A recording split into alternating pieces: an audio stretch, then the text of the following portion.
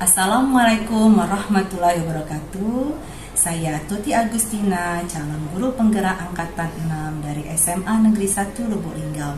Kali ini saya akan mewawancarai salah satu wakil kepala sekolah di SMA tempat saya bekerja dalam rangka pemenuhan tugas 3.1a, pengambilan keputusan berbasis nilai-nilai kebajikan sebagai seorang pemimpin.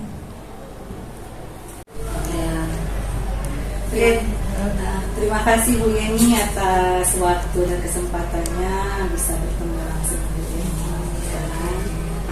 Apa nih Bu Tuti yang bisa dibantu nih Bu Tuti? Iya Bu Yeni, gini, pelatihan guru penggerak ini kami pada modul 3.1 ini ada penugasan. Penugasannya itu mewawancarai pimpinan yang ada di sekolah kita. Nah kebetulan karena kepala sekolah kita ini bagi DL ya, jadi sebagai wakil kepala sekolah bagian peningkatan itu, dan saya anggap itu dalam menentukan keputusan sangat diprioritaskan untuk kemajuan sekolah kita ini. Adapun modul kami ini mempelajari tentang pengambilan keputusan berbasis nilai-nilai kebajikan seorang pemimpin. Oke, boleh Bu Tuti kita bantu apa yang mau ditanyakan atau mau dibantu silakan. Ya, ada beberapa pertanyaan. Santai aja kita ya. Maaf Bu, Ibu mengajar atau sebagai guru sudah berapa tahun? Dari tahun 2005 berarti sekitar 17 tahun lebih. 17 tahun ya. Dan Ibu juga sudah menjadi wakil bagian pengembangan itu di sekolah sudah lama juga. Sudah lama ya, dari tahun 2013 itu wakil Sarana kan, sampai 2016, terus 2016 sampai sekarang wakil peningkatan gitu.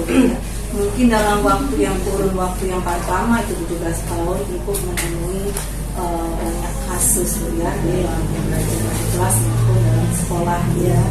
Nah menurut pendapat Ibu itu mana Ibu mengidentifikasi kasus yang merupakan dilema etika atau yang merupakan rujukan moral?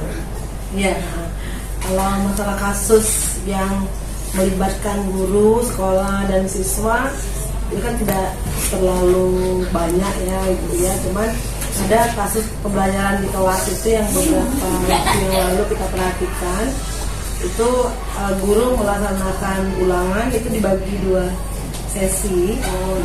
Dua sesi itu jadi dari jumlah 36 siswa itu sekitar ada 18 siswa yang di sesi 1 dan 18 siswa di sesi 2. Nah itu kan guru tersebut sebenarnya tidak salah karena mereka itu beranggapan bahwa ketika dia melaksanakan kegiatan evaluasi tersebut dia berharap objektif dan benar-benar pengawasannya itu maksimal.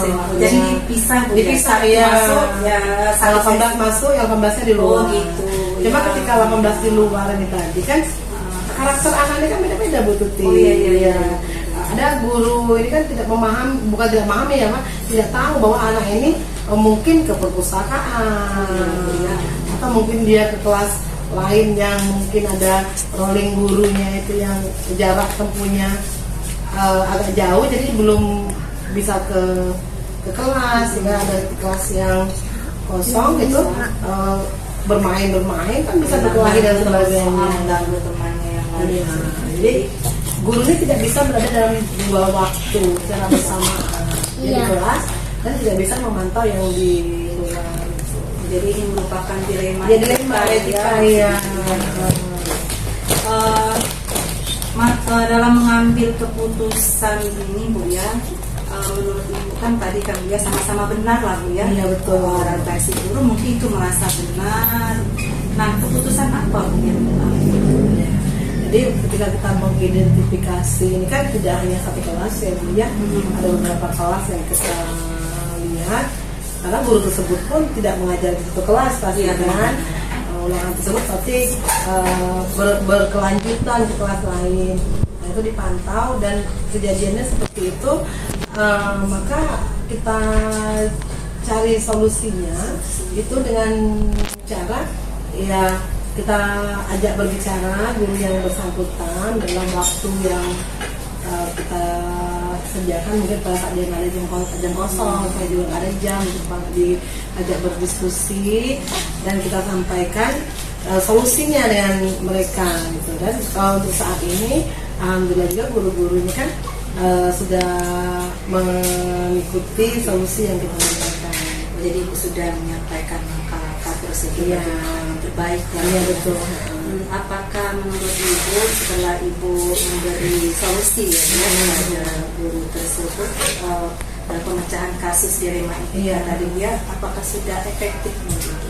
Iya, sudah efektif karena kan saya juga sebagai seorang guru itu juga melaksanakan ulangan harian itu sekaligus, tetapi dengan konsepnya tidak dibuat 2 sesi, tetapi dibuat beberapa tipe soal sehingga kita tetap bisa mengkondisikan anak-anak itu di dalam kelas ulangan dan kita bisa melakukan pengawasan dengan maksimal dan anak-anak tidak mengganggu kelas lain tersebut ketika ada 2 sesi tadi.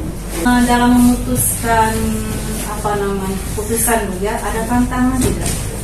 Jelas kalau tantangan itu ya, yang pertama itu ketika kita memberikan solusi ke guru, kadang-kadang guru tersebut kan belum tentu bisa menerima. Nah iya benar.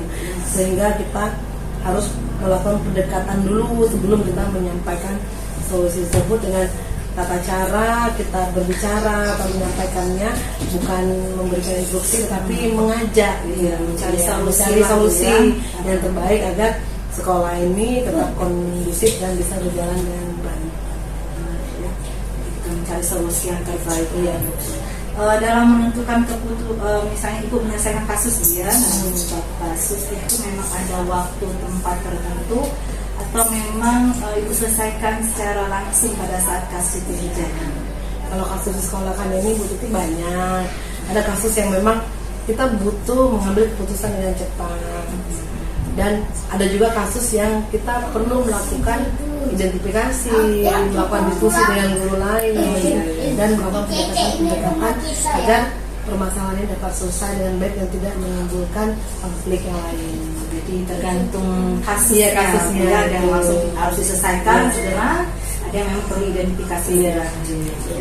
Dalam penentuan keputusan itu Bu, apakah ada seseorang yang mempermudah atau membantu dalam menentukan keputusan? Kalau seseorang itu jelas ya Ibu ya, tapi kalau seseorang itu kayaknya tim ya. Oh ya, karena di sekolah ini kita kan tim kan. Dari wakil ini kan ada 6 wakil kepala sekolah. Ketika saya mengambil keputusan, walaupun saya memecahkan permasalahan tersebut, kadang-kadang idenya dari kita, tapi tetap kita diskusikan. Karena kenapa? Kadang pengalaman-pengalaman dari teman-teman rekan kerja, baik senior maupun rekan kerja satu tim, itu sangat penting sekali dalam memberikan support atau memberikan solusi-solusi lain, sehingga solusi yang mau kita ambil ini benar-benar maksimal dan tidak menimbulkan konflik baru. Tadi ya yang sering alami itu pasti di kasus di Rema Etika. Iya, pembelajaran apa misalnya? Pembelajaran pertama ini kita dalam berkolaborasi dalam tim di sekolah ini kita lebih erat, sehingga itu bisa meningkatkan kinerja kita di sekolah, karena kita merasa banyak yang akan membantu kita ketika kita menyelesaikan konflik. Yang kedua, itu menjadi pengalaman baru kita, sehingga kita bisa memiliki wawasan baru dan kita bisa membantu orang lain apabila orang lain tersebut punya konflik yang sama dengan kita untuk memberikan solusi sebagai tambahan literasi bagi orang tersebut. Terus juga kita juga bisa beretika lebih baik ya, karena setiap pengalaman itu akan memberikan hal-hal baru untuk kita. Itu juga merupakan pembelajaran untuk kita untuk menjadi guru yang lebih baik ataupun tim yang lebih baik dalam manajemen sekolah. Memang perlu kolaborasi ya, kolaborasi, kerjasama yang baik di setiap tim, sehingga kita bisa menemukan solusi yang terbaik untuk guru, untuk sekolah, untuk siswa yang pastinya kita memang semuanya untuk peserta didik. Terima Terima kasih Bu Iya, Yeni. sama-sama Ibu Tuti. Ya. Ya, semoga apa yang saya sampaikan ini bisa bermanfaat dan memberikan kontribusi yang baik untuk Ibu Tuti. Iya, terima kasih.